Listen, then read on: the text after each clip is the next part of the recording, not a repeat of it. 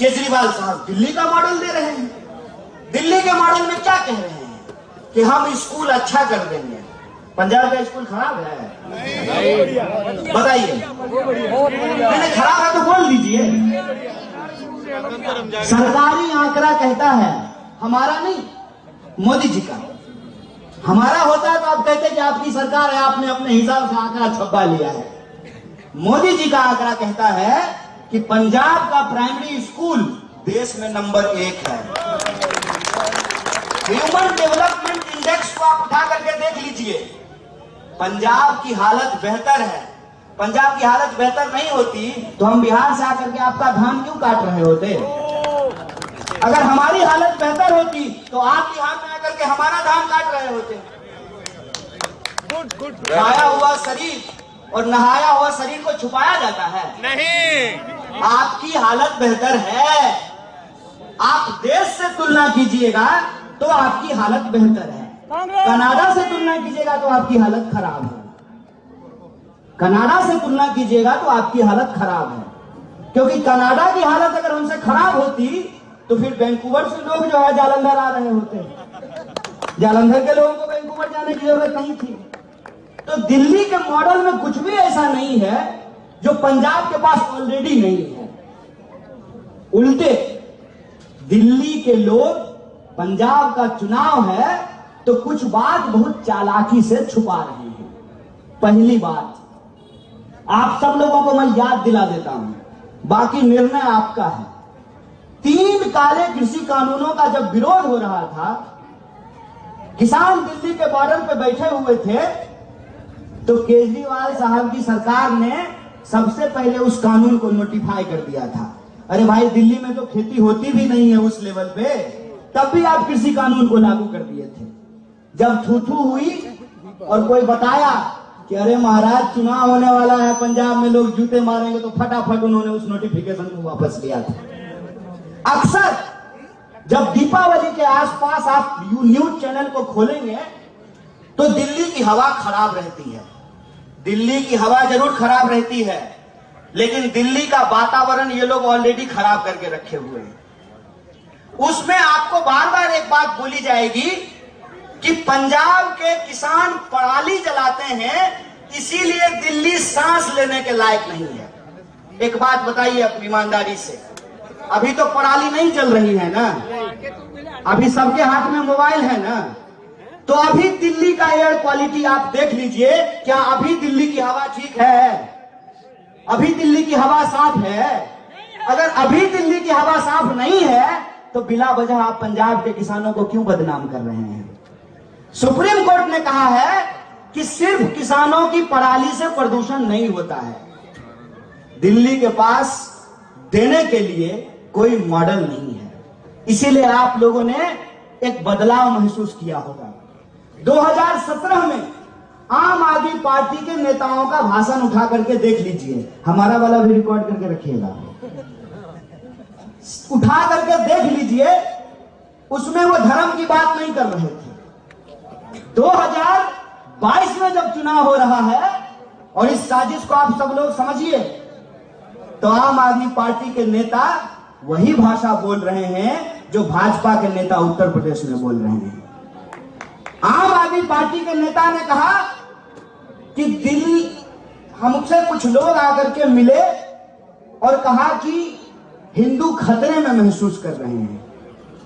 आपको लगता है पंजाब में धर्म के आधार पर कोई भेदभाव आपको महसूस हो रहा है? हो रहा है तो ईमानदारी से बोलिए। तो ये कौन हिंदू थे भाई जो आम आदमी पार्टी के नेताओं को जाकर के बताए ये मंगल ग्रह से आए थे क्या, ये बीजेपी वाले कि चंद्रमा से आए थे? ये भाषा क्यों बोली गई है? इन्होंने देख लिया कि स्कूल का बात पंजाब में लोग नहीं खरीद रहा है क्योंकि ऑलरेडी स्कूल अच्छा है। अस्पताल का बात लोग पंजाब में नहीं खरीद रहा है क्योंकि ऑलरेडी अस्पताल अच्छा है।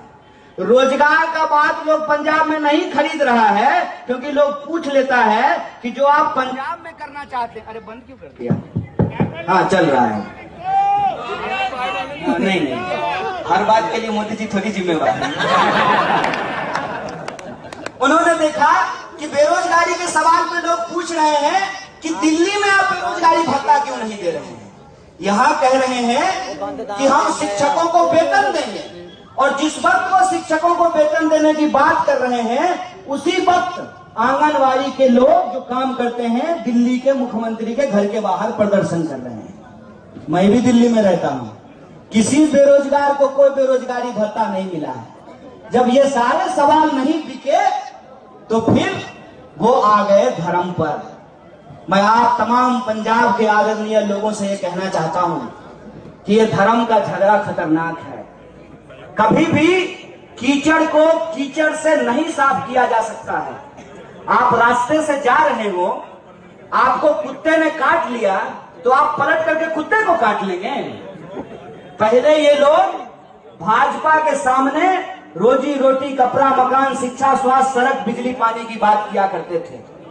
जब इनको लगा कि धर्म के नाम पर लोगों को इकट्ठा करना ज्यादा आसान है तो ये रोजी रोटी, कपड़ा, मकान, शिक्षा, स्वास्थ्य की बात करना छोड़ करके पंजाब के भीतर हिंदू और सिख करना शुरू कर दिए हैं। मैं आप तमाम लोगों से ये कहना चाहता हूं कि बेकारी ने हिंदुओं को भी परेशान किया है, सिखों को भी परेशान किया है। महंगाई ने हिंदुओं को भी परेशान किया है, सिखों को भी परेशान किया है। गरीबी ने सिखों को भी परेशान किया है, हिंदुओं को भी परेशान किया गया है। जो लोग हिंदू और सिख करना चाहते हैं वो हमको हमारे बुनियादी सवाल से गुमराह करना चाहते हैं। आपको गुमराह होने की जरूरत नहीं है। 111 दिनों में हमने काम करके दिखाया है, उसको 5 साल तक आपको मुकम्मल अंजाम तक पहुंचाना है। और अपने हक के लिए, रोजी रोजगार के लिए यह जो ऐतिहासिक फैसला पंजाब के अंदर लिया गया है उसको ऐतिहासिक बना करके रखना है। बोलिए रखेंगे कि नहीं रखेंगे?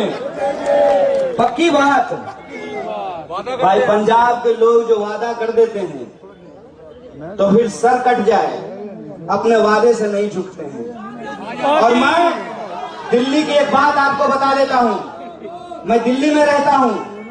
कांग्रेस पार्टी अच्छा, जिंदाबाद। मैं दिल्ली के बाद, अपनी माताएं बहनें यहाँ बैठी हुई हैं, दिल्ली जब आप जाते होंगे तो आप खुद एक बात महसूस करते होंगे और सुरक्षित महसूस करते होंगे। बस में, मेट्रो में आपको लगता होगा कि लोग अजीब तरीके से देख रहे हैं। दिल्ली में जो रहने वाले लोग हैं, जो परिवार रहते हैं, मैं उनके बारे में एक बात आपको बता देता हूं। माएं अपनी बच्चियों को सिखा के बाहर भेजती हैं कि जब भी कहीं कोई छेड़ने लगे और आसपास कोई अगर सरदार दिख जाए तो उसके पास जाकर के खड़े हो जाना, जान दे देगा लेकिन कुछ होने नहीं। ये बात आप दिल्ली में रहने वाले लोगों से पूछ सकते हैं। आपने वादा किया है और आप वादे को निभाने वाले लोग हैं। पंजाब के अंदर जो तमाम साजिश रची जा रही है उसका सिर्फ एक कारण है। कारण यह है कि पंजाब के अंदर जो नई बड़ी पार्टी की शुरुआत की गई है, पंजाब के भीतर जो कुछ मुट्ठी भर लोगों ने राजनीति को अपने कब्जे में ले लिया था, उससे मुक्त करा करके राजनीति को जो एक बार फिर से पंजाब के आम लोगों के हाथ में जो पहुंचाने की कोशिश की गई है, उसके खिलाफ सब लोग इकट्ठा हो गए हैं। यहाँ का जो कैंडिडेट है उसका इतिहास आप जानते हैं ना। पता ही नहीं चल रहा है कि भाजपा में है कि आम आदमी में है, कि आम आदमी में है कि भाजपा में है। ये हकीकत है कि नहीं है? और फिर क्या कर रहे हैं? फिर कबीर और रविदास जी को सामने लेकर के आ रहे हैं। मैं आपको इतिहास बता देता हूं। मैंने कबीर को पढ़ा है। कबीर के दोहे मुँह जवानी मुझे याद है, संत रविदास जी के दोहे मुँह जवानी मुझे याद है। दोनों मित्र थे। दोनों की जो लड़ाई थी वो समाज में ऊंच नीच के खिलाफ थी, भेदभाव के खिलाफ थी, पोंगा पंथ के खिलाफ थी। संत रविदास जी क्या कहते थे? मैं ऐसा समाज चाहता हूं जहां सबको अन्न मिले और सबको सम्मान मिले। कबीरदास जी क्या कहते थे? कबीरदास कहते थे, कबीरा खरा बाजार में सबकी मांगे खैर, ना केहू से दोस्ती ना केहू से बैर। ये जो समाज में आपस में जो बांटने वाले लोग हैं उनकी साजिश को हमको समझना पड़ेगा। और कबीर अपनी बातचीत में इतना बेबाक थे किसी को नहीं छोड़ते थे। जब कबीर उस जमाने में जब तलवार का राज था तब सच बोलने से नहीं घबराते थे, तो आज तो लोकतंत्र है, बाबा साहब का दिया हुआ संविधान है, हम सच बोलने से क्यों घबराएंगे? इस बात को हमको बता दीजिए। कबीर कहते थे पोंगा पंथ पे हमला करते हुए कंकर पाथर छाड़ी के माजिद लियो बनाए, तापर मुल्ला बांध दे बहरो भयो खुदा।